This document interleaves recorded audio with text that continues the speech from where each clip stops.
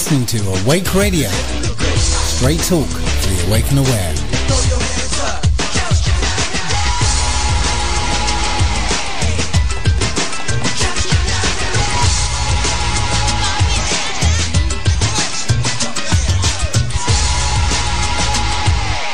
Good evening. This is Catherine Waters, and this is the second week of the new show, Organic News. I am really happy to be a part of Awake Radio. And we have 2 hours. We have a guest that'll be coming on very shortly. It's Mr. Bill Still. And I met him after watching one of his really great documentaries on YouTube called The Money Masters. It's a bit, it's lengthy. It's like 3 hours, but for me, it goes by quick because I really enjoy, watching and learning things like that. And there's a lot of great information on the history of the monetary system and how it all came to pass and how, what in history used to be regarded as having value. Even talking about things like tally sticks and I think even seashells at one point.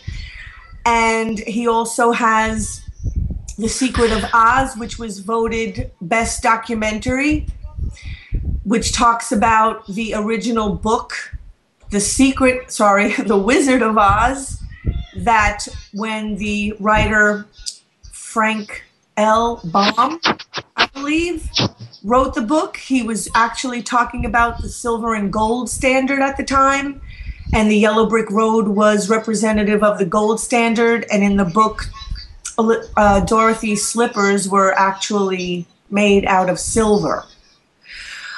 And that's just actually a fraction of the work that he's done.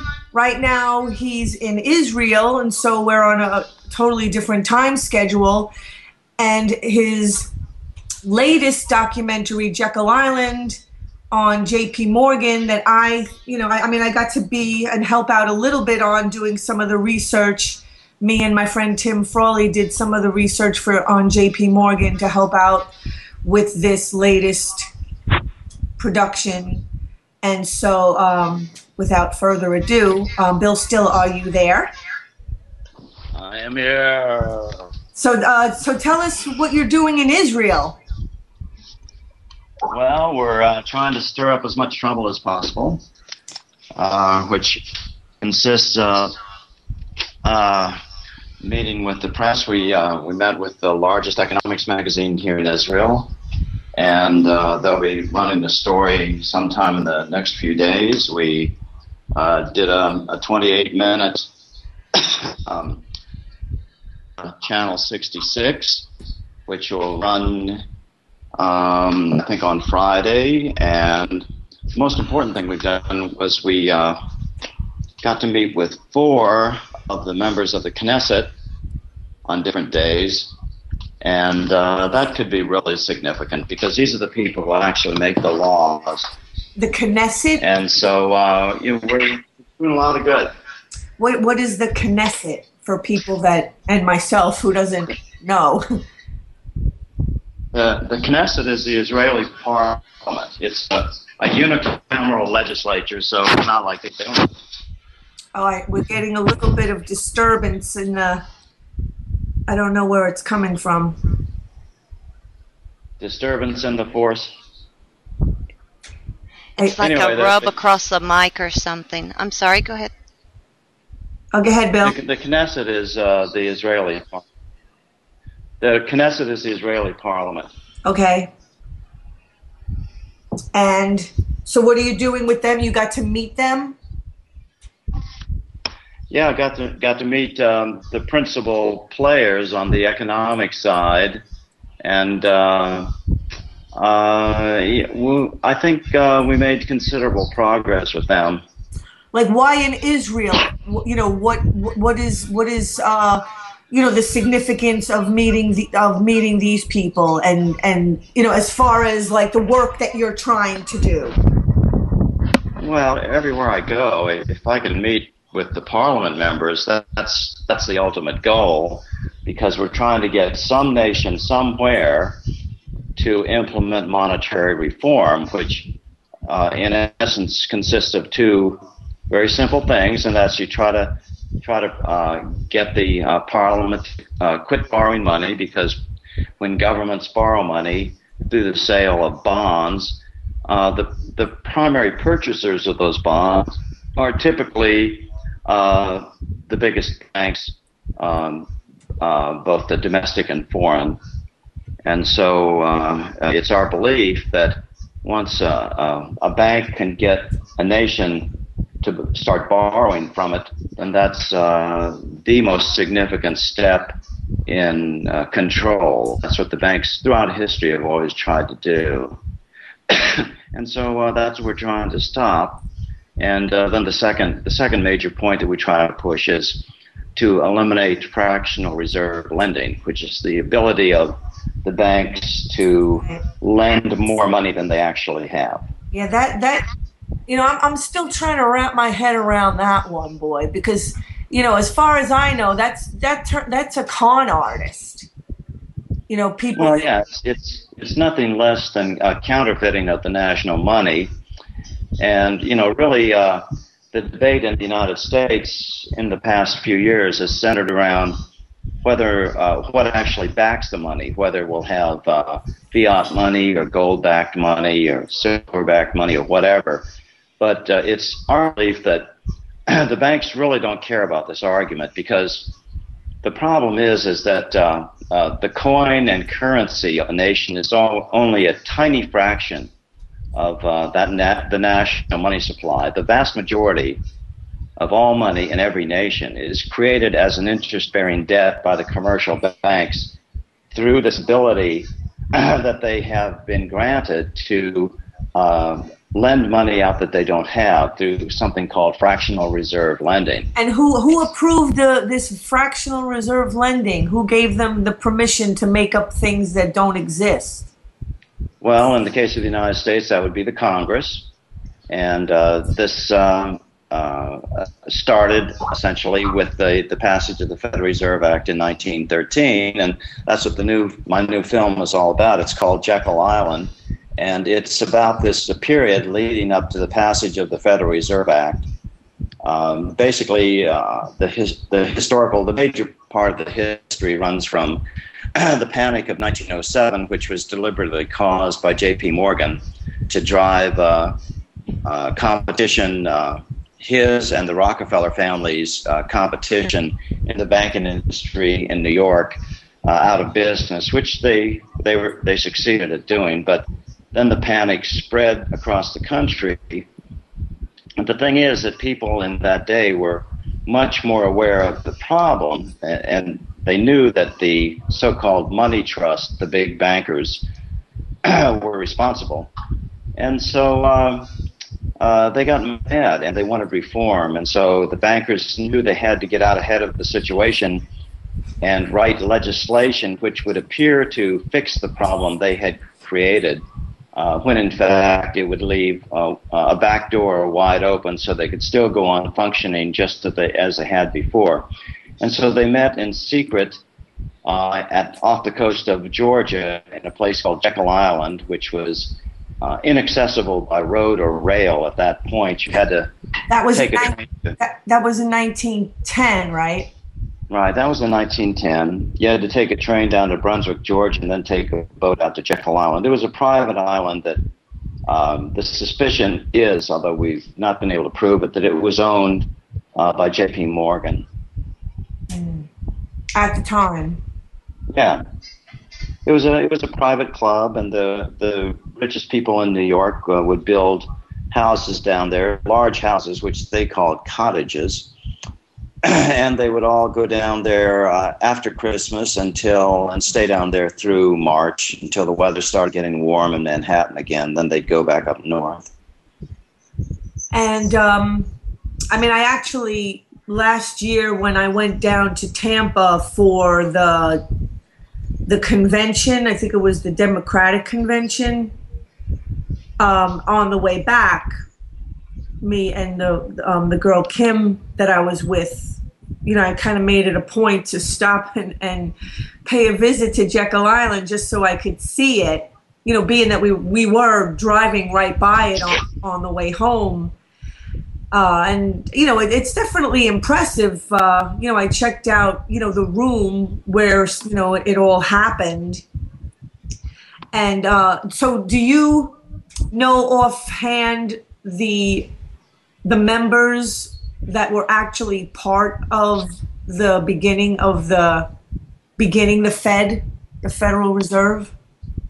Well, yeah, they were representatives of the three major banking groups in that era: the Morgans, the J.P. Morgan Group, the Rockefeller Group, and the Rothschild Group from Europe.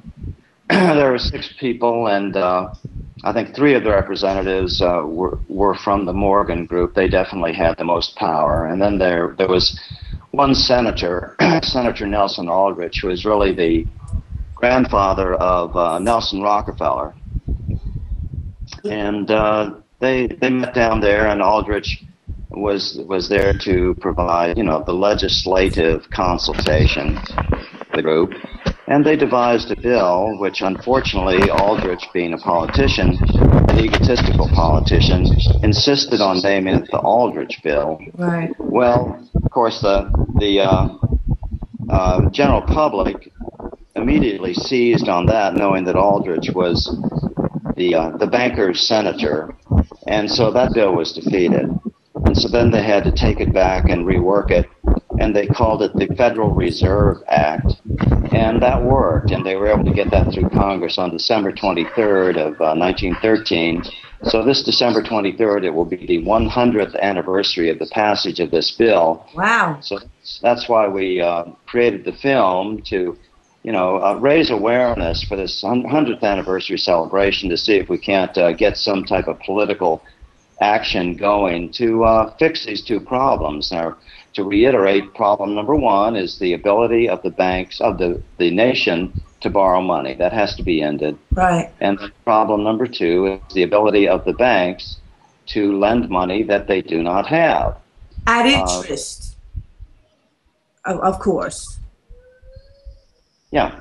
So anyway, the problem is that we've been diverted into this argument over whether we should have gold-backed money or fiat money. All these different arguments that the bankers just love because they're not on target. The on-target thing that needs to be discussed is how come we're letting banks counterfeit, essentially, U.S. money through this fractional reserve system. That's what has to be eliminated. And if I could just kind of interject, because most people do believe that the Fed, the Federal Reserve, is a government bank, not a privately owned bank.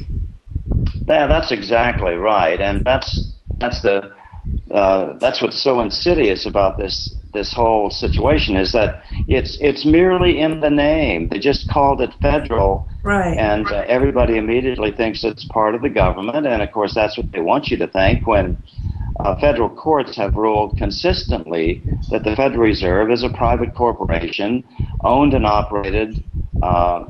by and operated for the benefit of the biggest banks. And you can see that quite clearly in that there's a back door, revolving door between the Fed and the biggest banks. I mean, for goodness sakes, you don't invite Catherine Waters to sit on the Federal Reserve Board. No, you invite fellow bankers, and this is extremely dangerous when you have the very office, the very agency that's supposed to be regulating or at least controlling part of this activity, be a private corporation that's in essence doing nothing but running cover for these very banks. So we have a very bad situation here. So I mean, they're getting obviously some benefits out of that. I mean, they're they're doing it for a reason. I mean, are they just doing it out of pure cowardice, or they obviously have to be getting paid off in some way? Well, banks are corporations. Corporations, the whole purpose of a corporation is to maximize profits. I'm not against corporations, but I am against corporations running the money system. That's the problem we have today. Right, and most people are not really aware that the government has actually been taken over by private corporations and the political system, and they buy the politicians. Yeah, the situation we have today is, if you were to draw this as a little graphically, you draw a circle at the top and write banks in it, and then under that you'd have an arrow running out of that circle down to another circle that has Congress in it, and then under that you'd have another circle that has we the people under it. So we really need to completely reverse this. We the people needs to be on top, providing the power down to Congress, providing the power under Congress, to the banking system. So instead of the banks lending Congress money, creating this national debt, we have to flip that. Congress should be the creator of the money, and they should be lending the money to the banks, then forcing the banks to lend it to us. We, the little people, not into the upper stratosphere of the financial system of the United States. How did Congress just sort of end up losing their leverage? Like, how did they just lose their role? As being the more of the one that has like the control, and instead it just seemed to kind of flip around. How did that happen? Well, that's a very interesting question, and it's taken me years to figure out the answer. And the answer is that there are three major organs of truth in the United States. The first one is the media. The second one are the politicians. And the third one are the academic community, in this case, the economic academic community. And, of course, we all know that, politicians, their campaign committees can borrow money from banks. This should not be allowed. It's the same thing in Israel. It's really an outrageous situation. This is definitely not in the public interest. It's a conflict of interest, and has to be ended. Then the second situation, well, of course, one more thing on that. Both President Obama's campaign and Mitt Romney's campaign, their top 6 campaign contributors were the biggest 6 banks in the country. So, it's not hard to draw the line that, they control the politicians through lending. And even here in Israel, we found out that this is even more blatant.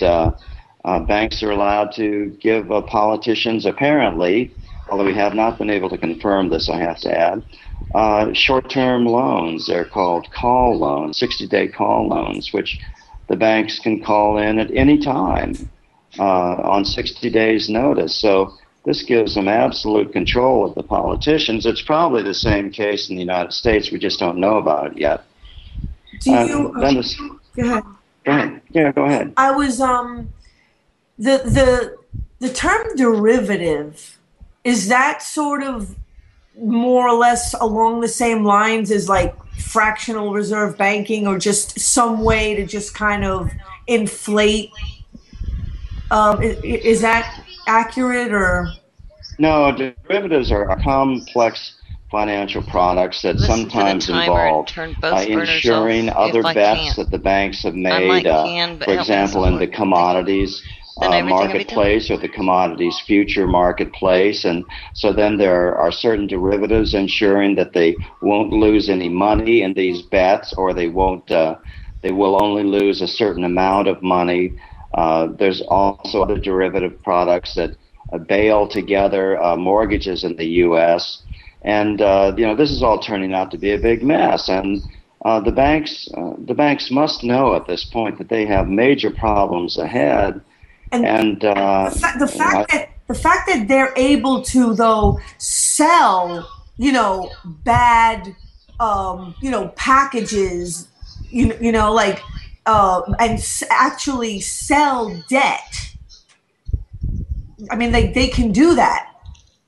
Yeah, the riskiest derivative products, which all took a big hit during the 2007 crash, are basically worthless, or even worse than worthless. They're in the negative, and we've essentially, it's another form of bailout. We've taken on the obligations of those. We, the people of the United States, have offloaded those bad derivative products from the banks and basically taken them on to the backs of we, the tax-paying people of the United States. And that's it's just another sign. But still, the root of this problem is that through loans, the banks have completely co-opted the political process. Right. And this is something that political science has a name for this. It's called plutocracy. Right. And it's not a good thing. It means rule by the rich as opposed to rule by we, the people of the United States, where we give our consent as the governed to allow certain powers granted to the Congress, and which Congress is supposed to use very judiciously. And the way things are going right now, even the political process is being consolidated and turned on its head, to where now the president feels that he can create legislation through executive order, and the Congress feels they can ignore the U.S. Constitution and just run roughshod over the American people. And it's all, I contend, because of lending from the banks. And if we just cut that connection between bank lending and governance, that would really be a giant step forward. In fact, these issues throughout history, not only American history but world history, just recur time and time again. And then it's also the lack of information. Like the people just are not aware. Like they don't have the information. They don't feel like they even have a choice sometimes, I don't think, but to, take out a loan or, I mean, I talk to people sometimes and it almost seems like people are more on the side sometimes of the powers that be than they are kind of on their own side, because they don't know that there's other options. That, this is not the way it's all part of the banks trying to keep people confused. I mean, if it's, one of my friends compared it to grass waving in the wind, and little pieces of grass can't do much by themselves. But if we all get those pieces of grass pointing in the same direction, then we can make some changes. So, we all just have to understand, and that's all I'm trying to do, is just educate people that, this is true, this is false, and this is what we should do. And if we all get together and point at the same direction, we still have a Constitution. We still have a Congress that, no matter how dysfunctional it may seem to us at this point, it's still better than nothing. And, our obligation, if we want to have a free society, is not to abandon the governance process. That's real. Self-governance is a gift.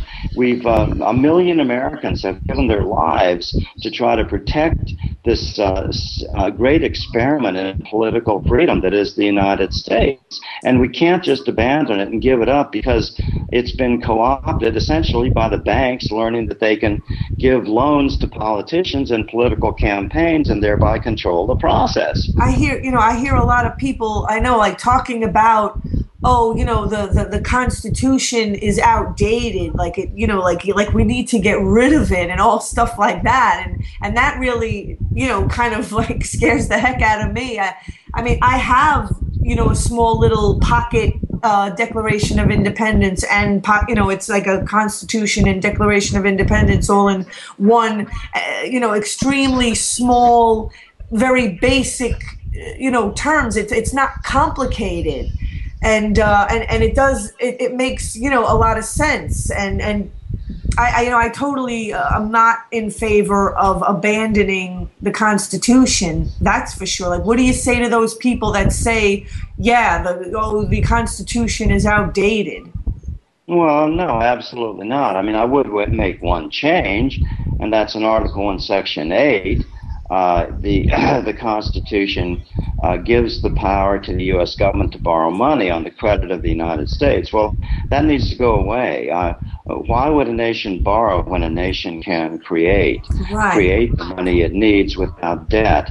So that's just ridiculous. But for those people who complain that the Constitution is outdated, I would challenge them and ask them, do you know where in the Constitution we, the people, actually give Congress any power? And it's only in one section. It's in Article 1, Section 8. It's only about 420 words long. I mean, you can literally read this in less than 2 minutes. This is all the powers that we, the people, give to the Congress of the United States. And anything that's not specifically mentioned in those 420 words, by default, automatically goes back to the states or to we the people. Those are the exact words in the Constitution. This is not difficult. You don't have to spend an afternoon even reading it. You can read the thing in 90 seconds. Right. I was actually attempting to, you said, what did you say? You said it was Article 4, Section 8? Article 1, Section 8. Article 1. Right, those are the powers that are granted to Congress by we the people. I didn't finish my thought here when you started saying, how can this happen? How come we don't know about any of this stuff? And the reason is that the three major power centers, the three major centers of truth in any civilized nation are, number one, the politicians, and of course that's been co-opted, number two, the media, and number three, the academic community. And, each of those has been systematically taken over, essentially, or heavily influenced by bank money. I've just talked about the politicians. Let me talk briefly about the media and then about the economics community. And then you'll be able to, respond to people when they say, well, how come we haven't heard this before? So the media, basically it's the same thing. The banks discovered that, any people, it's just human nature. They will accept any loan that's offered. And so they've learned that to do this with media companies. Though, and the reason I know this is I know the president of one of the three major networks. He was the president, and his number two guy was my best friend in the media. I'm not going to mention their names. I'm not going to mention the network. But they told me that J.P. Morgan basically controls the major media in New York through lending. They'll go into one of the three major networks and they'll say, you really need to upgrade that equipment, and we can loan you money to build a new studio so you look so much better than your competition, and this will push your numbers up. And of course, the networks will say, sure, we'll take the money, we'll build a new studio. Well, then they'll go to the next. Wolf in sheep's clothing. Then they'll go to the next. What? I said wolf in sheep's clothing. What'd you say? Wolf in sheep's clothing. Okay, yeah. They'll go to the next network and say, that other network, they just borrowed a ton of money from us. They're going to upgrade their facilities, so you should do the same. And so that's exactly what they do. And so they push these loans on the companies until they're to the point where they're so maxed out they can't even afford to pay the interest on the loans. They require that they be completely rolled over. So it's not that J.P. Morgan is on the phone to the networks every day telling them what to do. These producers at the networks just know what subjects to keep away from that won't anger Morgan. And so that's how they control the media. And if I could just lastly talk about the academic community, I have a professor in the new movie called Jekyll Island, which incidentally you can find by going to Jekyll Island, and that's JEKYLL, island-themovie.com. Okay. That's JekyllIsland-themovie.com. And there's a professor in there by the name of Richard Werner from the University of Southampton. He's not an insignificant professor. He was the guy that came up with the term quantitative easing when he was working for the Bank of Japan. And he explains quite clearly how tenure, the concept of tenure, has been eroded over the years, where the Federal Reserve set about this massive program in the 70s, sponsoring visiting professorships and interns, and where they'll bring members of the academic community into the Fed for a year and then return them to their university, and of course they'll pay them handsomely. And this just completely erodes the independence of the academic community. And then they'll be told back at the universities, well, you know, our funding has been cut and professors' jobs are not safe. Yeah. And if you don't publish in these certain journals, which are dominated, the editorial board are dominated also by either members of the Fed currently, or people who have worked for the Fed before, or people who hope to work for the Fed in the future. And a recent story in the New York Times talked about this quite clearly, that the Fed completely dominates the economics academic literature at this point, where you cannot possibly get an anti-Fed article into the academic literature, and therefore you hear absolutely nothing in the way of protest from the American academic community. If I could just, there's a couple of things that came up while you were speaking, and the one thing that I want to say is this: what you're talking about is exactly the point that Jeremy Scahill in Dirty Wars was trying to bring up also about, you know, independent journalists and how you don't have any anymore. You know, the media, you know, mainstream that's being just taken over and bought. Buying the mainstream media, like, so there's no real journalists reporting anything that's real. And in, you know, the premiere of Dirty Wars here in New York was whatever, last Friday, and that's what he was saying, that, you know, this one journalist who's been in prison, and they were going to let him out, and then Obama contacted the president of Yemen and told him not to let the guy out. And they're actually going missing, you know, every day. And so that, you know, so just like what you're talking about, and then, you know, journalists too, I mean, without these, you know, just biased people having the ability, you know, to just give unpaid for feedback, you know, to the people, you know, it's just going to be nothing but an avalanche. Like that'll be the end of it. I mean, the money powers will have just completely taken us over, and you know, once they have that momentum gets going, it'll just be like a complete avalanche. Yeah, it's not a pretty situation, but you know, I think we have an opportunity here. The banks are blowing yet another gigantic financial bubble in trying to reinflate the American real estate market. And they're certainly doing it here in Israel. It's already highly inflated. So this bubble, you know, as all bubbles, always inevitably will pop.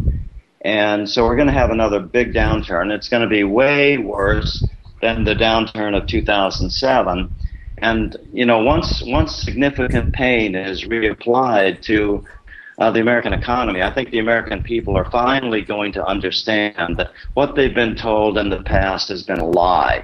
And so we're going to have to do something else. And so this is going to be our opportunity to really bring about monetary reform, which I'd like to reiterate consists of really just two basic steps. Step number one, eliminate the ability of the federal government to borrow. This cuts the links the hold banks have over the government in general.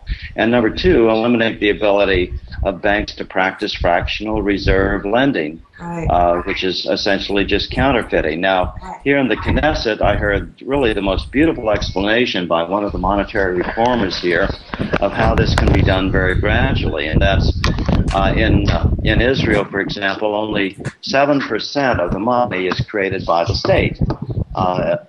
In the United States, it's only 3%. That's basically only the coins are produced by the Treasury. All other money is created by the commercial banks in the form of lending, in the form of loans. It's called credit money. So that ratio has to be changed. So what they're trying to get through here in Israel is they're starting with 6.6% state money and 95.4% bank money. Next year they want to change that to 15% state money and only 85% bank money allowed. And then we'll see how it goes. It looks like the economy's doing better. Then the next year maybe we'll raise that to 75%. 25% state money and only 75% bank money. And so year after year we'll increase the percentage gradually and until we're to the point where the state creates all the money and the banks can only lend money that they actually have. They will have no further power to create new money in the system. And that's only fair. That's the way it should be. That's the way people think it is, but in fact it is not. It's like cutting GMO out of your diet. I mean, you have to just slowly and gradually eliminate the artificiality out of and start to interject more natural things into your diet. If I found the section 8 in Article 1. If I could just maybe read a little bit of it. Yeah, that's fine. That would be really good. Okay. It's actually just about maybe under 2 pages. I mean, it's a small little pocket-sized book, so it's not like 2 pages of a regular-sized book. But I'll try to read the whole thing if I can. Yeah, it's only 420 words, and most people read at about 150. When they're speaking, they can speak at about 150 words a minute. So even to read it, it'll take you less than 3 minutes. Okay, here goes. The Congress shall have power to lay and collect taxes, duties, imposts, and excise to pay the debts and provide for the common defense and general welfare of the United States. But all duties, imposts, and excise shall be uniform throughout the United States. To borrow money on the credit of the United States, to regulate commerce with foreign nations and among the several states, and with the Indian tribes, to establish an uniform rule of naturalization and uniform laws on the subject of bankruptcies throughout the United States, to coin money, regulate the value thereof and of foreign coin, and fix the standard of weights and measures, to provide for the punishment of counterfeiting. I underlined that and wrote Fed on the side, the securities and current coin of the United States, to establish post offices and post roads, to promote the progress of science and useful arts by securing for limited times to authors and inventors the exclusive right to their respective writings and discoveries, to constitute tribunals inferior to the Supreme Court to define and punish piracies and felonies committed on the high seas and offenses against the laws of nations, to declare war, grant letters of marque and reprisal, and make rules concerning captures on land and water, to raise and support armies, but no apportion of money to that use shall be for a longer term than 2 years. I underline that. See, being that we're in this war for 10 years.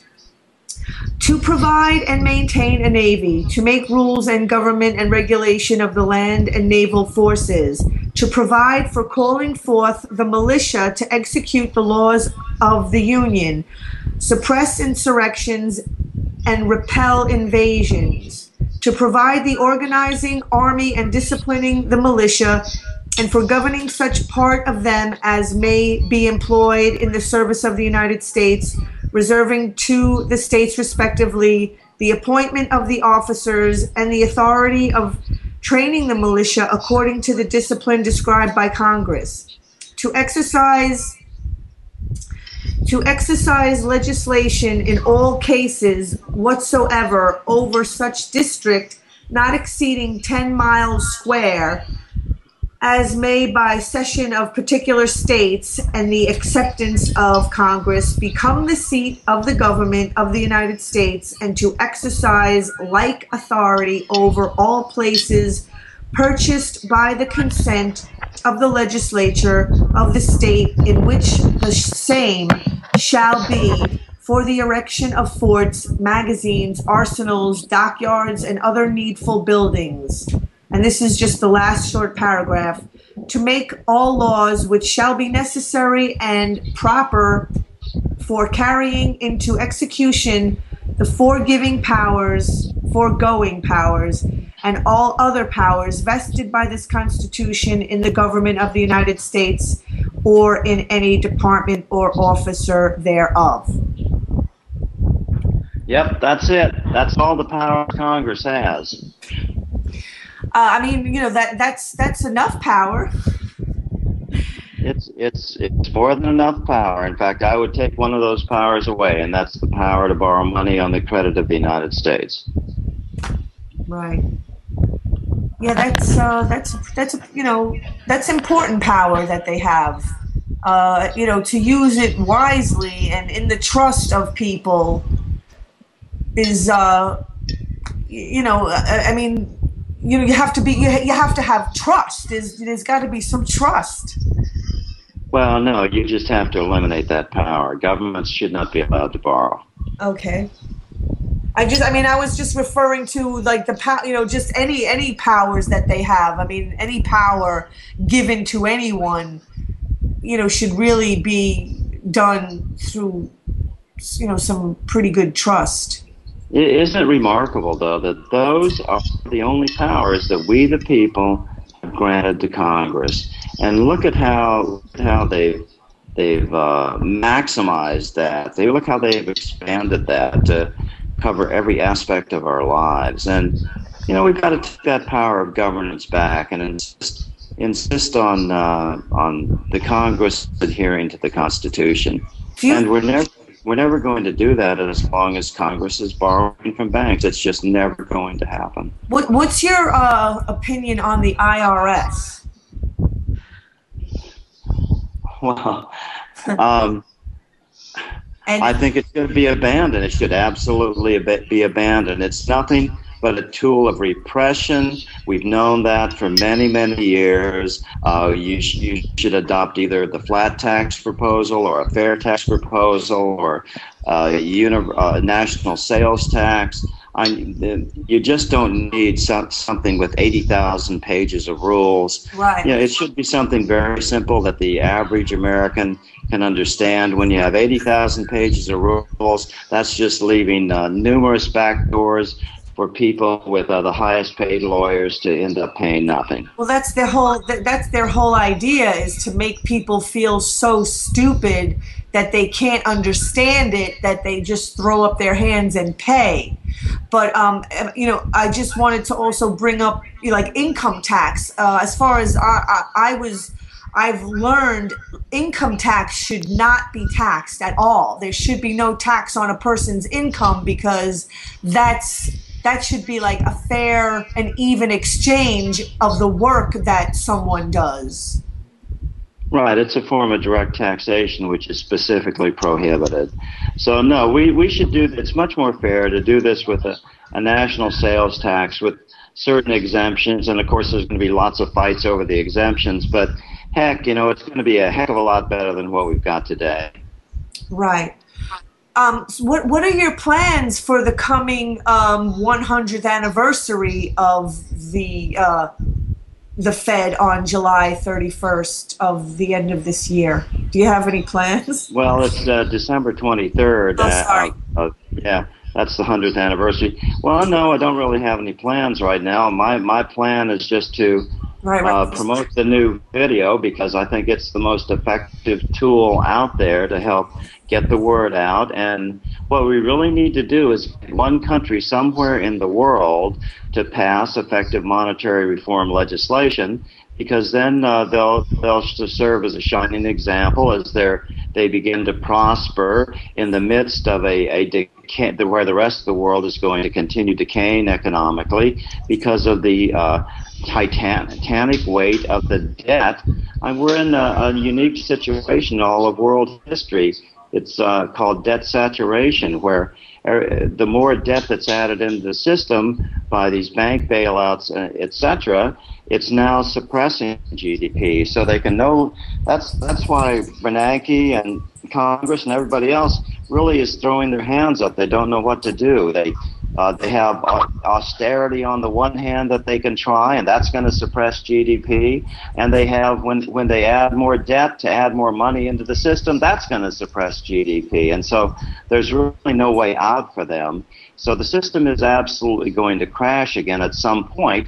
And the next system we need to erect is one that gets outside of the debt money box and goes into this place where the U.S. cannot borrow any money, that it has to create all the money it wants. We have a separate commission, call it a monetary authority or a board, a whole separate branch of government whose job is to ensure that not too much money is being created, so that we can create true economic stability, because economic stability means economic prosperity. And right now we have the most unstable, volatile economic system one could possibly devise. And it almost seems like it's picking up speed. Like that's what's, I mean, heaven forbid we could, just even slow it down a bit. Well, no, that's impossible, because I don't know if you saw Professor Jeffrey Sachs. Oh, yeah, I did. University, and his rant calling the upper echelons of Wall Street nothing less than a criminal enterprise completely above the law. And that's just, it makes sense. That's what you're going to get when you have these big banks, which are corporations, which by definition must compete with each other to try to beat out the other guy. They're just automatically going to be driven into ever higher levels of criminality in order to maximize their bottom line. And so this is a one-way railroad ticket to economic hell that absolutely cannot be stopped and until it just goes off the cliff. And when it does go off the cliff, we have to be ready with the correct solution, and that's what we're trying to do. And of course, we have to expect that when we do try to take the power away from them and not just let them do whatever they want to do, they're going to be, like a 3-year-old in a supermarket having a tantrum, when they can't have a candy bar. I mean, that's to be expected. Like, we have to be prepared that they're going to do and try to pull whatever, more tricks that they're, up their sleeve to try to keep the leverage in their favor.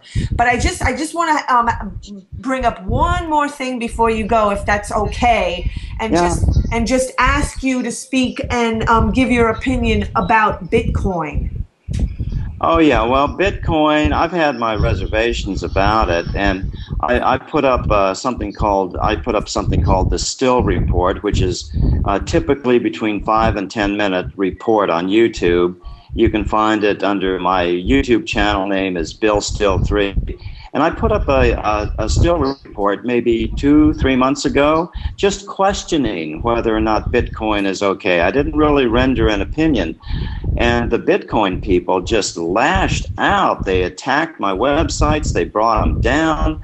They were just as nasty as they could be. See, that's not a good sign. I mean, if you're idea, in this case, Bitcoin, has any validity, people should welcome criticism. I mean, if it's really that valid, if people have legitimate questions or concerns about it, they should just be met with, reasonable answers and responses rather than just, mudslinging. I mean, I don't know exactly what their response to you was, but it sounds like it wasn't, It wasn't pleasant, that's for sure.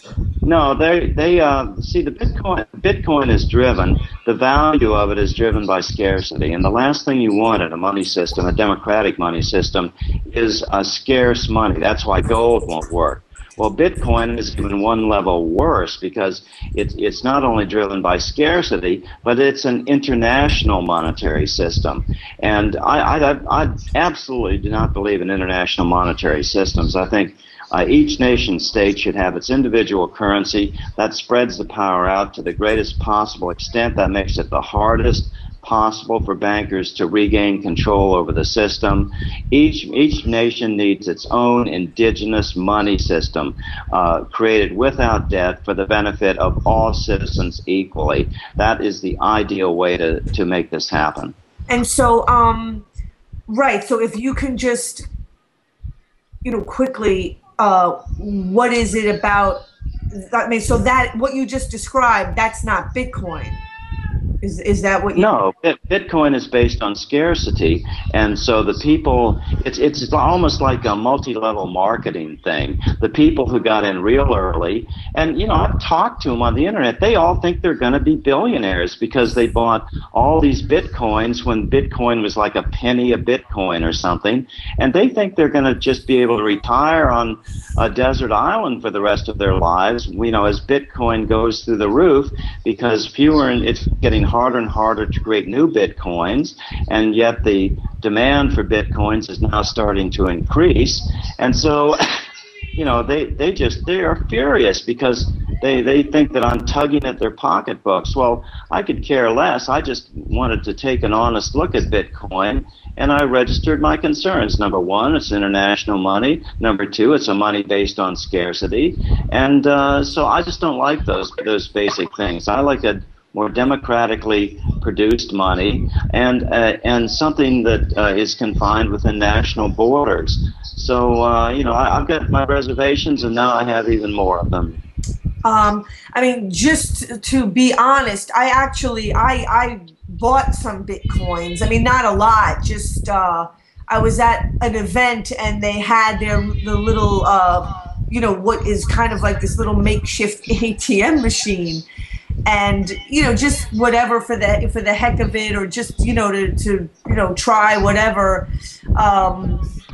And I've been to a few of the meetings that they have, in the city, and I mean, I get a little sometimes put off because some of the mentality of the people there. I mean, first of all, of course, it's a room of 90% males, young, whatever, 20s and 30s. There's hardly any women, and it's mostly young guys. And me and my friend Tim, like, we come from Occupy, and then there's this one other guy who is more of a not-for-profit kind of a person.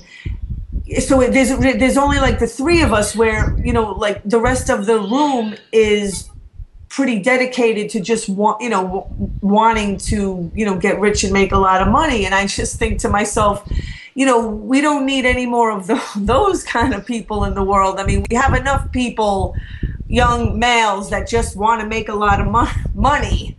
That's called Wall Street, And right. So it's almost like they're trying to kind of make Bitcoin into this like new kind of, I don't know, virtual Wall Street or something. So I mean, I definitely have my reserves about it myself. But as far as, I mean, it does take the medium of exchange out of the hands of the powers that be. Well, yeah, but it puts it in the hands of perhaps an even smaller group that, may even in the end turn out to be more dangerous. Well, anybody who's intoxicated on too much money and power eventually is going to be dangerous. And, so like what we have already with this, the people in charge with the unlimited power, I mean, it just, as long as things, have to stay in some kind of a check, we just can't allow people to just, go crazy, building up, too much, money and power and leverage and leaving the rest of the people, and leaving it at the expense of other people. Yeah, well, we've had a very interesting time here in Israel on all this, and I think it's kind of a race between, in my opinion, Israel and Iceland right now as far as which nation actually implements monetary reform first. We've had three folks of ours get into the Icelandic parliament back in April, and so I'll be visiting there in a couple of weeks, and in the meantime I'll be in Ireland. So it might be interesting to give you my latest report the next time we talk. Okay, and just really quickly, where can people view Jekyll Island? Well, we're not going to put it online for a long time because it costs so much to produce that we're just going to sell DVDs and we're going to sell the international rights. So you can only buy DVDs at this point. That's the only way to see it. So it's not in any theaters anywhere. Well, we're trying to sell rights to get it into theaters. Okay. But we've just started. It's only been out 2 weeks. Okay. And so they can get it at www.jekyll-island-themovie.com. Okay. Okay, Bill. Well, we'll be looking forward to your next still report. I'll have it up in a couple days. It'll be a very interesting report on what went on in Israel. Okay. Nice talking to you. Thank you. Good night. Keep up the good work. Bye. Okay. Bye-bye. Okay, that was Mr. Bill Still, his new release of Jekyll Island. Hopefully we'll be seeing it in theaters.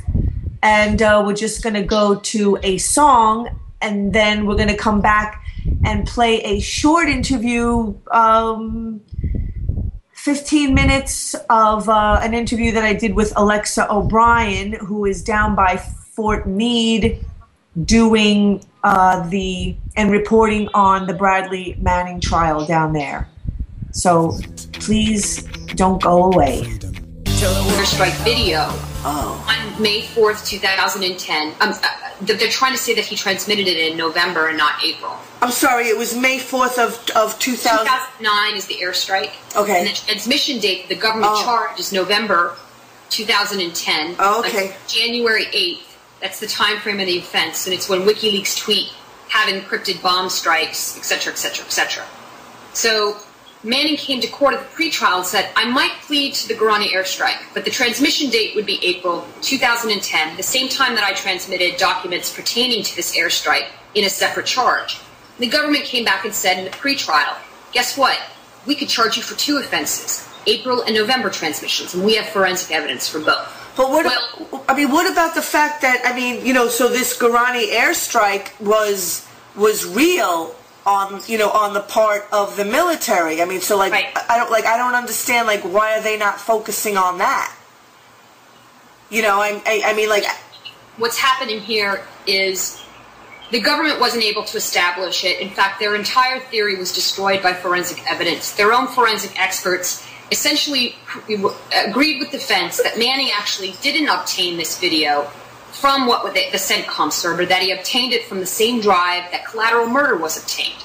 So to answer your question, the Pentagon had said it was going to release this video to prove that it wasn't targeting civilians, that it was actually targeting the Taliban, but it never did. And there's one reason why, there are multiple reasons why the government is managing the message here. They don't want the war on terror on trial. They don't want what the leaks or even alleged leaks revealed to be on trial. They want this to be about scapegoating Manning right. for a host of issues. And that's why that they're not focusing it. And the press is complicit because the press focuses on basically trite comments by witnesses. They have not been at this trial for the pre-trial. So basically they're spoon-fed the message by the Military District of Washington, which is responsible for convening this trial. Do you think that would be obvious to the judge, though, that, you know, like that's what's going on? I mean, you know, Judge Lind, she has a very courtly manner.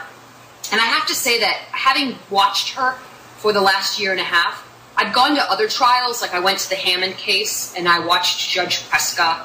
I have to say that I do appreciate Judge Lind's courtly manner, meaning like she keeps control of the courtroom. And there's no jury, right? No jury. No, Manning chose a military-only trial. So I really appreciate that about Judge Lind. She's incredibly professional. However, I'm not really one for. I know that the government's case has been destroyed for a Guarani airstrike, but knowing how Judge Lind has ruled like on the Article 13, which that might work for defense or that might work against defense. It's very hard to tell. It's very hard to read Judge Lind. And what will be revealed? And so it's like I just thought of the NDAA trial and how they had a female judge also, Catherine Forrest. Mm-hmm. You know, which I attended a couple of times, and I think they're still waiting that. So, but you know, with all of this Ed Snowden stuff that's going on, also, do you have an opinion on that? Like, what do you, what is your feelings on what he did? In what way? Like, more like, what do you mean? Like, how do I think it's a good or bad thing? Yeah, I mean, you know, because of course, you know, they're doing the same thing to him and trying to make him out to be a traitor.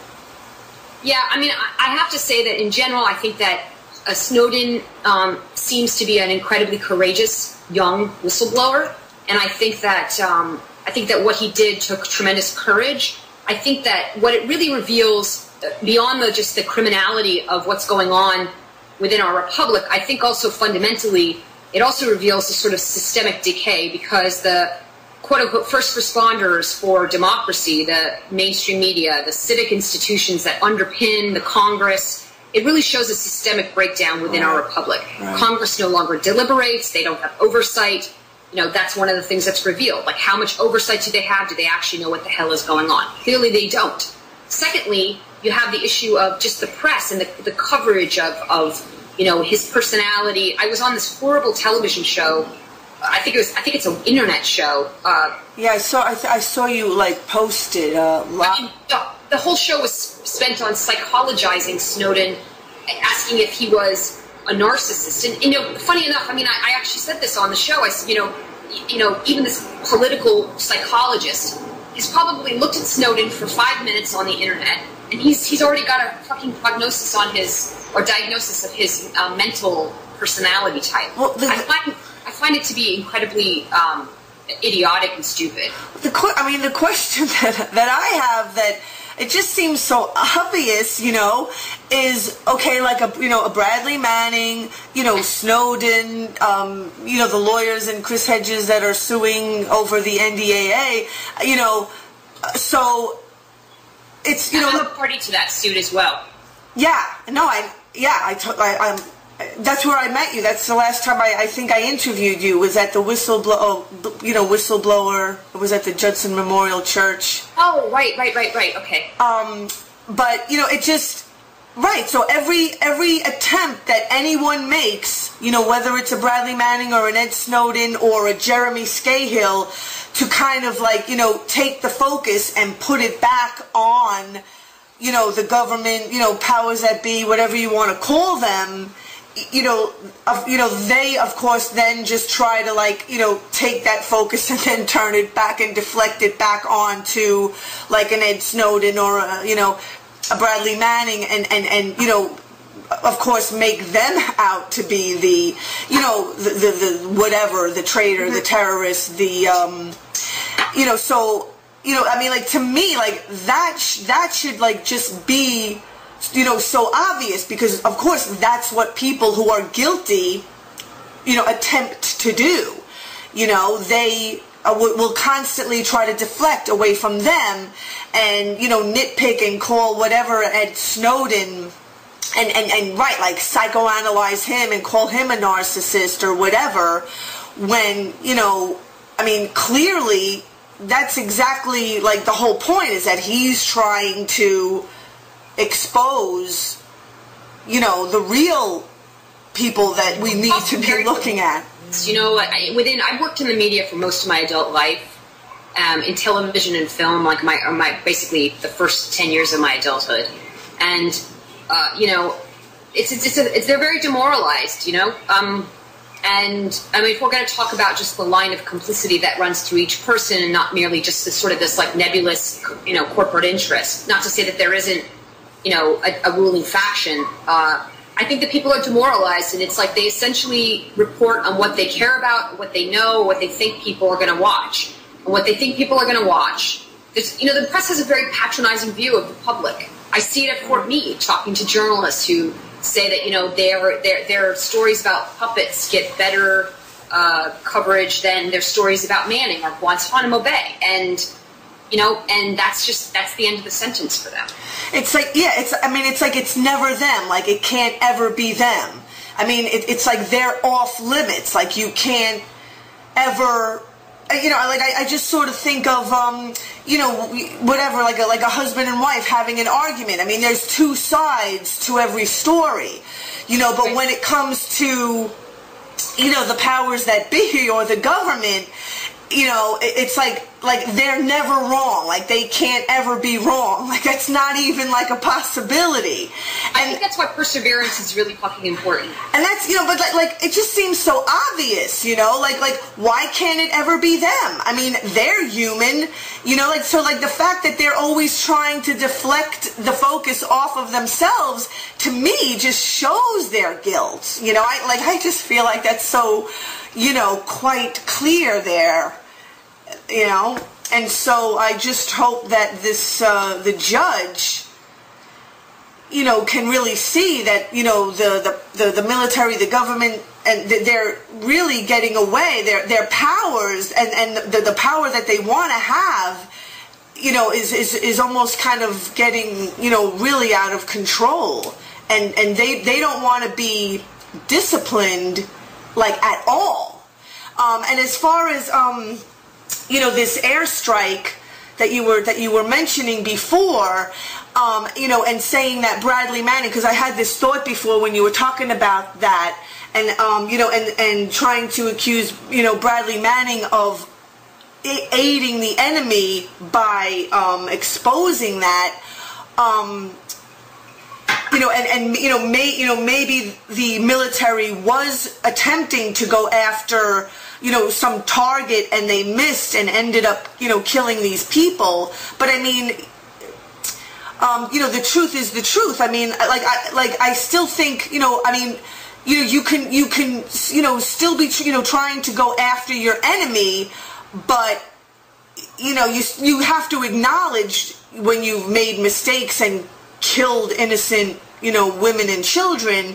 And so, you know, I mean, because Bradley Manning has a conscience about that and is trying to, you know, bring that out. I mean, he's just trying to bring out the fact that he thinks that they're maybe going like a little bit too far, you know, in this sort of, you know, attempt to, you know, go after the enemy. And that's again, like, that's nothing, you know, to be ashamed to admit. I mean, you know, I mean, even on the part of the military, to acknowledge, like, yes, we made a mistake. We you know, killed like a lot of innocent civilians during this this time that, you know, they've so since 9/11, the amount of wars or, you know, boots on the ground that we've had in the Middle East, you know, is what, like Afghanistan, Yemen, Syria. I mean, I can't probably name them all. I mean, other people might know, you know, more than I do, but you know, like, it's just more and more expansion. And if you know, at the Q&A for Dirty Wars that I attended last Friday, it pretty much what I walked away like sort of, you know, what I feel like, you know, Jeremy Scahill left us kind of hanging on to was this idea that, you know, and if I might add, you know, kind of like a bleak idea that there really is no end to it, because every time some innocent people get killed over there, that they're creating more, you know, quote unquote, you know, terrorists, and that's sort of like the idea, you know, like they, you know, to just keep manufacturing and calling people, you know, that are just having like a normal response to their innocent loved ones being killed and be calling them terrorists, you know. And, you know, like, which is just going to kind of keep this thing going on and on and on. I really, really have a lot of, I really admire Jeremy Scahill a lot. Yeah. I look up to him. I look up to him and his work so very much. Yeah. I really do. He's a phenomenal journalist. He's such a beacon of light. And, you know, one of the experiences I've had in the last, you know, 2 years of covering the cases of a lot of people. I mean, I don't know if it's conditioning or, you know, people just get used to living in the, Sometimes people are just afraid of hard work. I mean, it's just simple as that. Or they have other responsibilities, you know, and maybe they have children, or, you know, maybe they work, you know, 23 hours or, you know, 20 hours a day to try to put their kids through school. I mean, there's lots of reasons. I mean, there's certainly probably a lot of potential. I think also that, you know, people also think sometimes that they can't do it because they don't know enough. Like, not realizing that, you know, you learn as you go and you make mistakes and you do the best you can. Right. It's a whole host of things. And it's not just because people are bad. Right. Although people can be lazy. I mean, there's a lot of people who should know better, you know, like journalists, or, you know, ideally should know better, don't, you know, and it is what it is. That's why perseverance is really, really important. Just, you know, it's nice to get pats on the back, and I've gotten quite a few that have been very meaningful to me, especially in the last couple of months. But there were stretches of months at a time when, you know, I was just tweeting Manning stuff out and doing my research and nobody noticed, but you just keep doing it. You just do it. And that's the power of, like, those actions. Like, they eventually have an effect. Eventually. When the playing field changes and the conditions are right, you have all that work already lined up and you're ready to shove it out. Right. The conditions definitely have to be ripe. I totally hear you. I mean, hopefully get an update from you. Anytime you just shoot me an email. Okay. Sounds great. Thank you so much. And I appreciate your work. Thank you very much. Thank you for your work, and I'll talk to you soon, okay? Okay. Okay, so that was about a 15-minute interview that I had with Alexa O'Brien, just going over the latest on the trial at Fort Meade of Bradley Manning, and she mentioned the Guarani airstrike, and I just wanted to quickly read, you know, what that is. 4 years ago, General David Petraeus said that a video from an Afghanistan airstrike that killed dozens of civilians would soon be shown at a press conference to prove that the U.S. was actually within the laws of war. So this apparently this airstrike, of which Bradley Manning has been accused for leaking the video of it. That's one of the charges. I just kind of wanted to clarify. Bradley Manning is on trial on charges of leaking vast archives of government documents, including the airstrike video, to WikiLeaks. The video has never been released to the public. And I believe in that pod, she says that it was May of 2009 that it happened, and then in 2010 where he got accused of leaking it. So I just wanted to clarify that. And so next up, we have a friend of mine, Tim Frawley, who I met at Occupy Wall Street.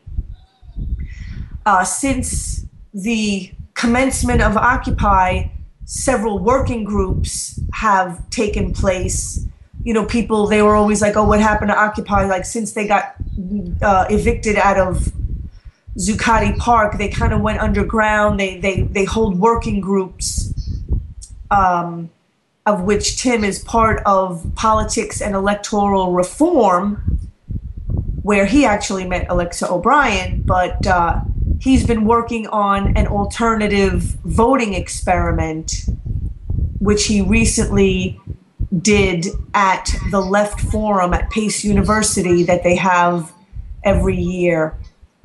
And so I am calling Tim.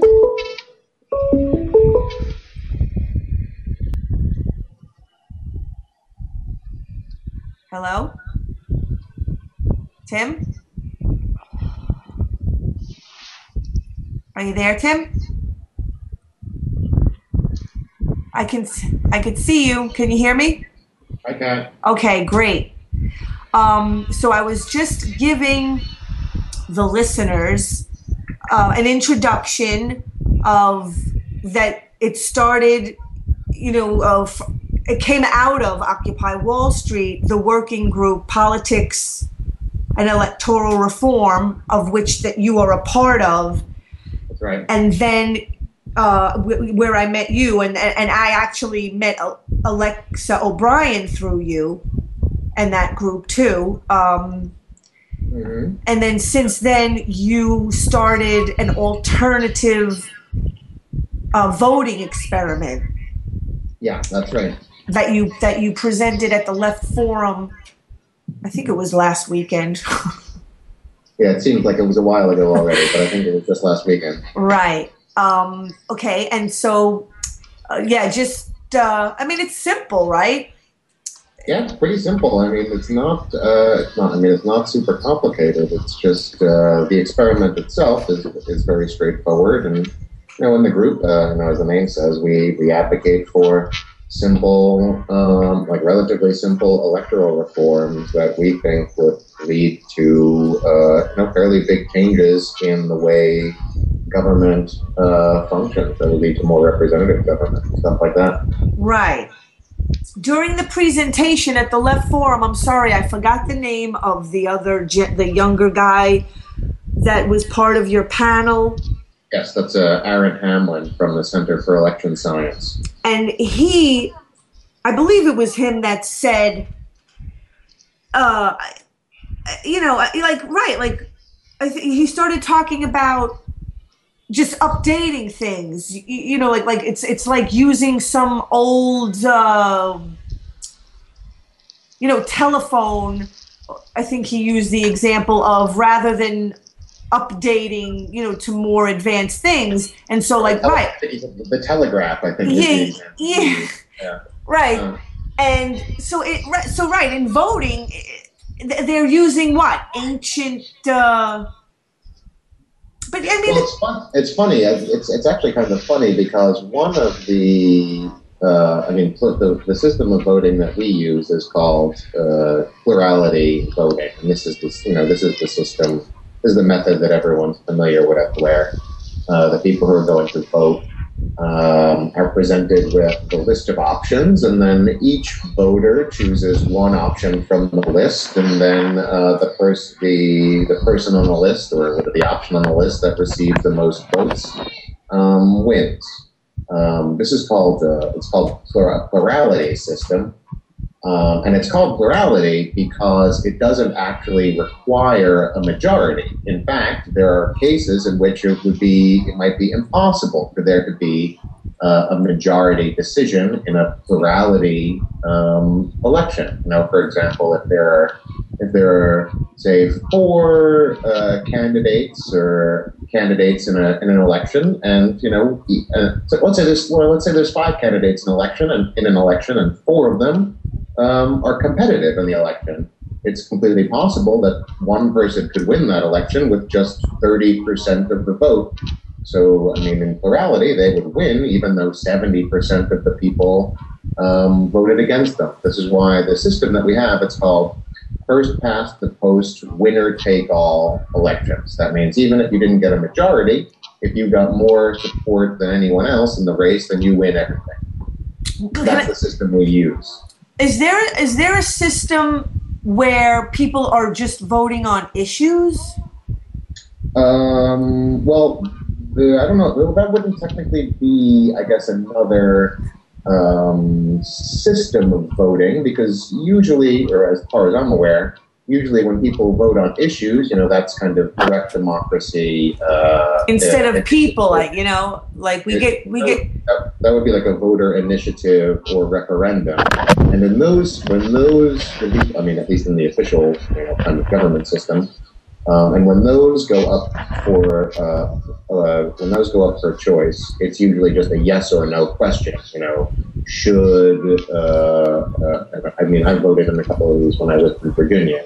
Should the state government do X and incur some amount of debt in order to solve problem Y? Yes or no? Those are usually phrased as yes or no questions. So the question of a voting system doesn't really come down to it. Though I guess you could kind of integrate alternative voting systems or methods into it if you wanted to choose between a variety of those kinds of things. But usually the way they're framed, as far as I know, on ballots is just as a single ballot issue with a yes or no or formulated as a yes or no question. Yeah, because I think sometimes people get so caught up in the person, the politician, rather than, just sticking to the issues, Yeah, well, I mean, the issues, there aren't that, I guess kind of the most famously in the United States, it's California that has the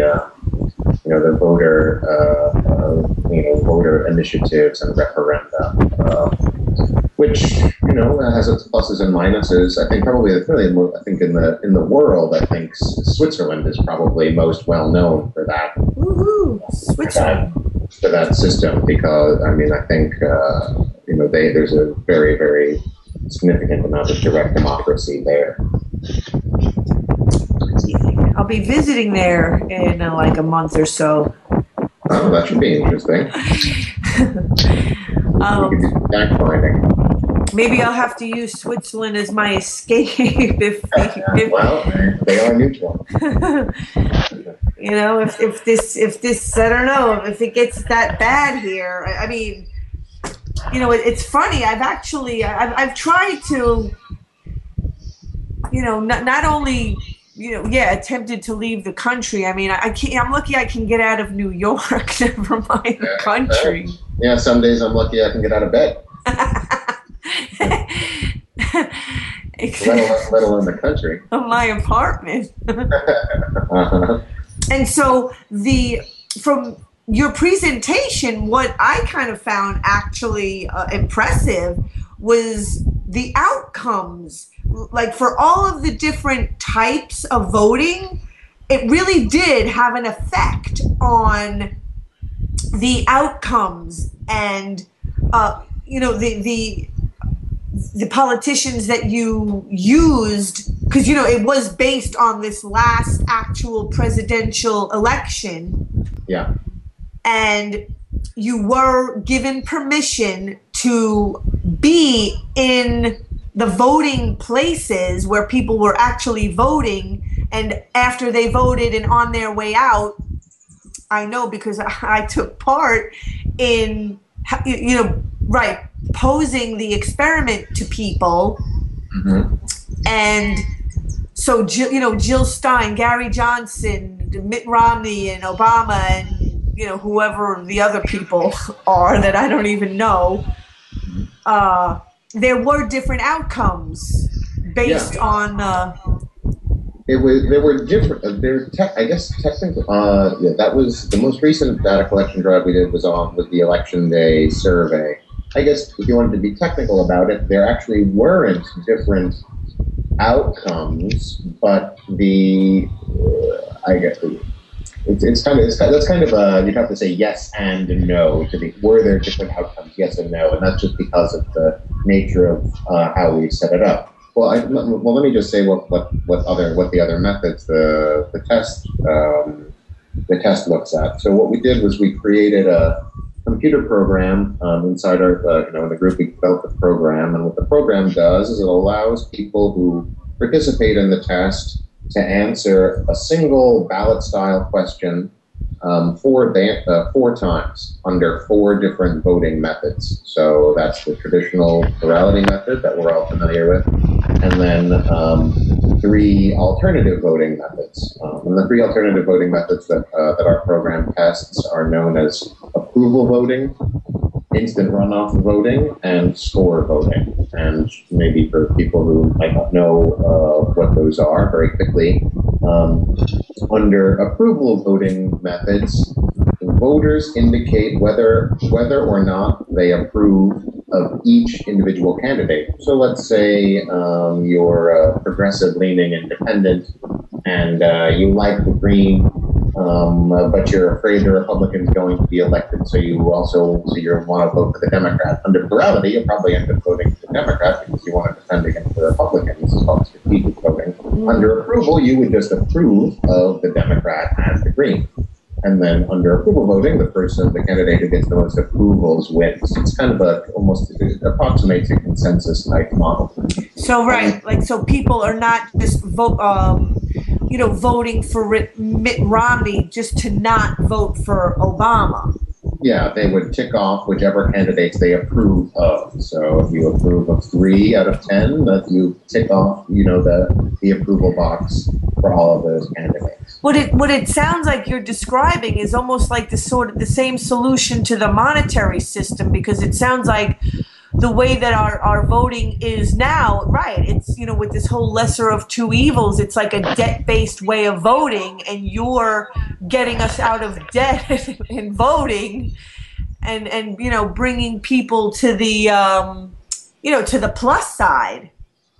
Well, I mean, I guess the monetary aspect of the political system, I think, is all wrapped up in campaign financing. I think when right after a politician gets elected, they're certainly in debt, and they owe those debts to the people who paid them all, for however many millions of dollars that were required for them to win that election. That's where the real debts are, I think, in the political system, which is why we have why the people of this country have such poor representation in government, because the debts aren't owed to the people who cast the votes. The debts are owed to the donors who supplied them with the money. Right. Which I guess is like related to the voting system, but slightly differently. Our group is also there was another subgroup in our working group that was devoted almost entirely to the issue of money in politics. In fact, it was called "Get Money Out of Politics." Right. That's the one that I was part of. Mm-hmm. Yeah, and they did a lot of good work. And right now, actually, there's I think it's called the Fair Elections bill has just been brought up before the state government in Albany, that a lot of people who are active in that group are supportive of. So if anyone is interested in that issue, that's definitely that should definitely be on their radar. That was the one today. Wasn't there a bus today that went to Albany? I'm not sure. There might be. They've been going pretty regularly. Right. But yeah, so in the test, so there was, in addition to approval, there were 2 other methods we also tested. The other one, the next one was called score voting. And under score voting, each voter gives each candidate a score on a given scale, say from 0 to 5 or 1 to 10 or whatever. And then the candidate who receives the most cumulative points wins. And then the final method is called instant runoff voting. And in instant runoff voting, the voters rank the candidates in their order of preference, and then the ballots are tallied as if it were an instant runoff election. So that's what the program, our experiment. That's what people kind of were presented with. And the program's uploaded onto a handheld device, and then the device itself leads participants in the test through the whole through each of the voting methods, and then we tally it, and that allows us to look at what kind of how the outcomes differ under the different methods. Right, because in the results of the different experiments, like in some cases, you know, Jill Stein would come out ahead. In other cases, Obama would be ahead, depending on the method. Exactly. Well, for the election day experiment, we were inside polling places in Manhattan, specifically in the 69th Assembly District, which is on the Upper West Side in Harlem. You know, in New York City or in New York in general, you're not going to find very many, especially in New York City, you're not going to find districts that kind of approximate the distribution, the kind of the political distribution that you find across the rest of the country, since it's so heavily Democratic. So we were definitely expecting our results to be skewed toward Obama. And what we found was that, you know, the results that we got were in the plurality test were, you know, very similar to the official results that were released by the district. And the district, I think Obama got, the district we did the survey in, Obama got, I think, 89% of the official vote, according to the New York City Board of Elections. And then followed by Mitt Romney at like 8 or 9%, and then Jill Stein at 2%, and, you know, and the rest of the candidates trailed off from there. That was the official result, which it's just kind of crazy. You know, it sounds like something out of I don't know, out of the Soviet Union, I think, where you get like 99% support for a candidate in an election. But you know, so under each of the methods that we tested on in the district, Obama came out ahead. You know, I think that was going to be any other outcome was going to be very unlikely, just given the overdetermined nature of the presidential election and the fact that it's such a Democratic-leaning district. We wish we had the resources and the time and the people, volunteer power necessary to kind of have gotten a statistically random scientific sampling of the entire national population, but unfortunately that was outside of our limited resources capability. But what we did find in the other methods is that the order of preferences changed drastically.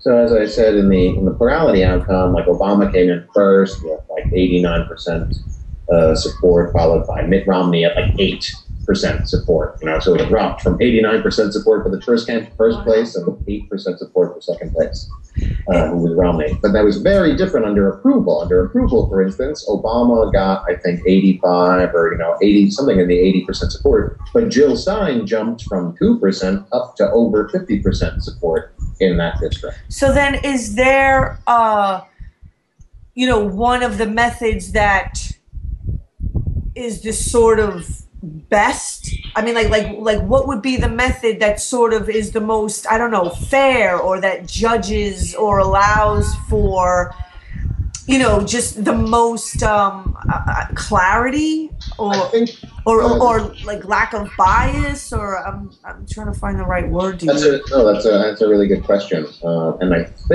I'm pretty sure that there's a mathematical theorem called Arrow's theorem. Like, it sounds like statistics, like. Yeah. Basically, I think the answer to that question is that there is no ideal perfect voting system, but some methods and systems are better than others. I'm not actually sure myself, even with the research I've done, which one is the best. But having done this experiment and all this research, I've come to the conclusion that any of the other methods we tested would be better than the one we currently use. Right. And go. I don't know. I think we should definitely stick to the paper and the pencil too. The electronic, voting machines and electronic voting. There's all sorts of that opens up a whole new set of problems. Right. I find it kind of it's almost unbelievable that so many people actually trust these machines. Yeah. To do this, and people want to do, in the future, people are talking about doing, vote by email schemes, and we all know how insecure email is, especially given all of the, the confirmations and revelations about the NSA and how easy it is to spy on email, and they want to vote by email. And you can think about how easy it would be to rig a vote if everyone was voting by email. Yeah. In France, they still use, paper and pencil in their elections. Well, that's like the point that I was going to make before when I was referring to, again, his name is escaping me, the other young guy on the panel, when he was talking about the more updated, ways of voting, but yet having these alternative voting methods on paper, that's... Yeah, that's actually an important point to bring up, because this isn't always clear to everyone. People who aren't very familiar say with the idea of what is our voting method anyway. We're not when we're talking about voting method, we're not talking about whether it's paper or machines. I think that's probably more likely to call that the means of voting. Are we using a machine to count it? Right. Is it a computer? Is it a Scantron type machine, or is it pencil and paper? What have you. I mean, any of the methods we tested could be implemented on a computer or a Scantron or on a paper ballot. And they're all relatively easy to tally. Though the most difficult to actually do the tally for is the instant runoff voting, because that requires, a very specific kind of algorithm that you have to follow in order to make sure that your tally is correct. Whereas for the other three, approval, score voting, and plurality voting, you're really just doing simple addition. Right. And so if I'm hearing you correctly, or maybe I just ask you, so then is it possible to have these voting methods on paper? Yeah. Okay, so it's entirely possible. It would be very simple to do it on paper. In fact, for when we had the election day survey, we actually created paper ballots that reproduced the computer program, just in case we didn't have enough devices to do it on, or in case the devices broke down or what have you. Yeah. So it's entirely possible to do them on paper. Obviously, it's going to probably take a bit longer to calculate the results on the paper, since it's in the software program, the program itself does all the tallying for us. There's kind of there are advantages and disadvantages to all the different methods, right? You might think if we have people kind of hand counting paper ballots, that's more secure than a computer doing it, because who knows what's inside the computer program, right? But on the other hand, having people do it brings the potential for human error into the process. So I think it's probably, there is no perfect. Right. I don't think there is a perfect implementation, but you can make sure that you have kind of protocols in place to create a secure or trustworthy process, which I think we don't have currently.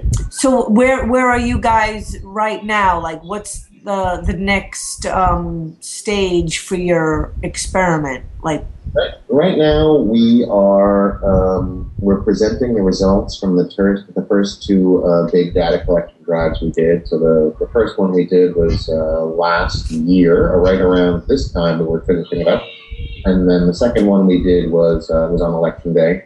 So right now we've done two presentations. We've done actually 4 presentations of our results over the last 5 months. We've presented to a couple of local New York State political groups, and then a political science conference at the New School University, and then the Left Forum conference. So we're probably going to continue doing that and do some outreach that way. And how can people find your group? Like, where? Find us on the internet. You can find us. Actually, I'll put the links into the little chat box on the Awake Radio website. Oh. You can find us at paircom.net. That's the group's webpage, where you can find all of our progress reports. And that's politics and electoral reform. That's right. I just put that up there. And then you can also find us on, the usual social media, Facebook, etc. under Make Voting Count. I'll drop that link for you. Dropping that link as we speak. Thank you, Tim. So those are two. I just put those both up there in the chat box. So right now we're trying to decide where and when to do the next version or the next kind of data collection drive. We're thinking about doing something revolving around the New York City mayoral elections or the city council elections. We're also working on putting together a software package that would make it possible for pretty much anyone who is interested in downloading the software and running the experiment themselves, in their own communities and neighborhoods or however they want to do it. And we're also working on a web app that would be a kind of a group decision-making or polling application that would use alternative voting methods. Because there are so many different ways, there's so many different kinds of these polling apps online, but very few of them use alternative voting methods, and there's no reason why we shouldn't use better methods if they exist, other than, I guess, your kind of momentum of inactivity and just staying with what we know. But yeah, so we've got a lot of work ahead of us the coming months. So maybe you can come back and give us an update in a couple of months or something. Oh yeah, that'd be great. Okay. Well, thank you very much for being on, Tim. And thanks for having me, Catherine. We'll have you back again, okay? Thank you. Okay, take it easy. Bye-bye. Bye. So that was Tim Frawley of the Politics and Electoral Reform Working Group of Occupy Wall Street. And I wanted to quickly just have a few minutes at the end to talk about yesterday. I took the bus to Albany with a whole bunch of people from all different parts of New York State that went to Albany for a ban fracking rally, which was really interesting and got really riled up. Just a lot of people really passionate about. I mean, I don't know what a lot of the listeners' views are on this subject. It does take the power away from the oil in the Middle East, but there is also like solar and wind and more renewable forms of energy rather than, the chemical fracturing of this particular method. I have uploaded a lot of videos on it on my YouTube channel, which is April Waters with 2 T's, because I was born in the month of April. So it's April Waters with 2 T's is my YouTube channel. And then I also wanted to leave a few minutes just to talk about a bit of a discussion that I did have with Alexa O'Brien at the Dirty Wars premiere, and during the Q&A part of it, and Dr. Cornel West posed a question to the audience asking, how does integrity meet oppression? And at the time, it didn't come to me right away, but after replaying the video of the Q&A on my YouTube channel, it kind of hit me that, everything needs to be exercised. So how does integrity meet oppression? Well, that all depends on how much of an accumulation of integrity that people have. I was going to say stockpiled, but I don't really want to use that term because it's like kind of a military term. But,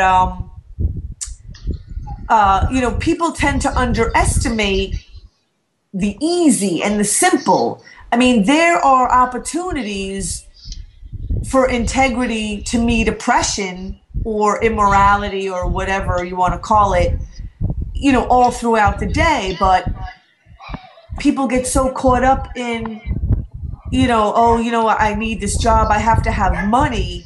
So a lot of times at work or in situations, you know, I try to even be paying attention to myself. And when I, for whatever reason, kind of let things, you know, like not say what you really want to say, you know, a lot of it has to do with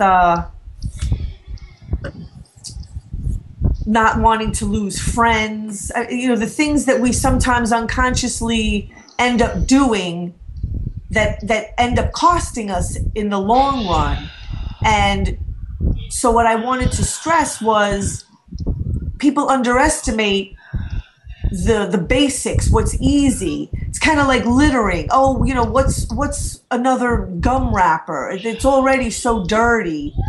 Let me just add to it by tossing my gum wrapper, rather than, you know, it's not throwing that one gum wrapper that's going to make the difference. It's all about turning things around. And so I think when people, they think, oh, you know, this is just minor. You know, if I see this dishonesty going on at work and I let it slide, oh, you know, that's just one little thing, like who cares? But it's a lot of those little things that we let go by that eventually accumulate into this, you know, corrupt, almost nearly out of control power grab that we're living in right now. And that, you know, again, being the fitness person that I've been stressing about all my life, you know, you have to start out working out with lighter weights before you can get to the heavier weights. So you got to practice with the small stuff. You got to practice with the little slights and the little, you know, dishonesties and things that most of us tend to allow to slip by. And I think of nowadays, you know, we can't even go to the airport and get through security without being, you know, felt up, you know, your bags, you know, I mean, they're listening to every email, you know, you're not allowed to protest, you know, you're like a terrorist now. So that's what I'm, you know, the more leverage we give them by allowing these, what we think of as these small little slights or injustices to go by, you know, we're giving them then that leverage to use against us by not allowing us to get away with anything, you know, feeling us up at the airport and all the things that I mentioned. So that we have to start turning that around and, you know, doing more of our exercising of these things that we normally think of as, you know, trivial and irrelevant. And when we keep doing the small stuff, then we will have the integrity. We'll have enough of an accumulation of integrity to meet this incredible oppression that has accumulated. That now we have to play catch up with. And so, you know, everything really kind of does come down to, you know, fitness and being mindful on a daily basis, paying attention, living in the now on a daily basis. And I also wanted to mention, it's kind of like a bit of news that's going to be going on in New York City at Union Square. Ben Cohen of Ben & Jerry's Ice Cream is going to be having a stamp-a-thon. I've actually participated in it before, and I actually bought myself a stamp. So it's, you know, it's an ink stamp, and it's for stamping money. And the stamp that I bought says, not to be used for bribing politicians. So the idea is to stamp money with these words, send them out into circulation to get your message around. But this event that is going to be held by Ben Cohen at Union Square next week, he's going to be giving away the stamped money. I mean, I don't know exactly how much it's going to be. I mean, it might just be like single dollar bills, but that's the plan. It's in an effort to build support for an amendment overturning the Citizens United ruling. Ben Cohen is going to bring his Stamp Stampede campaign, giving away dollar bills stamped with messages like the stamp that I have, not to be used for bribing politicians. I am trying to, I think it's noon. Sorry, I'm just trying to scroll. Oh, here it is. Okay, June the 25th, Union Square. I believe it's at noon. And there's more information at stampstampede.org. And I think we're just about out of time. Yep. And I want to thank everybody who's listening. And I know it's not easy, but the things that we were taught were bad. Making mistakes, admitting that we were wrong. You got to turn that stuff around and make that stuff your friend. Because that's how we're going to start turning everything around. And we will be back next Tuesday, 6 to 8 p.m. Check out my YouTube channel, April Waters with 2 T's, and send me a friend request on Facebook, Cat, C-A-T, Waters, W-A-T-T-E.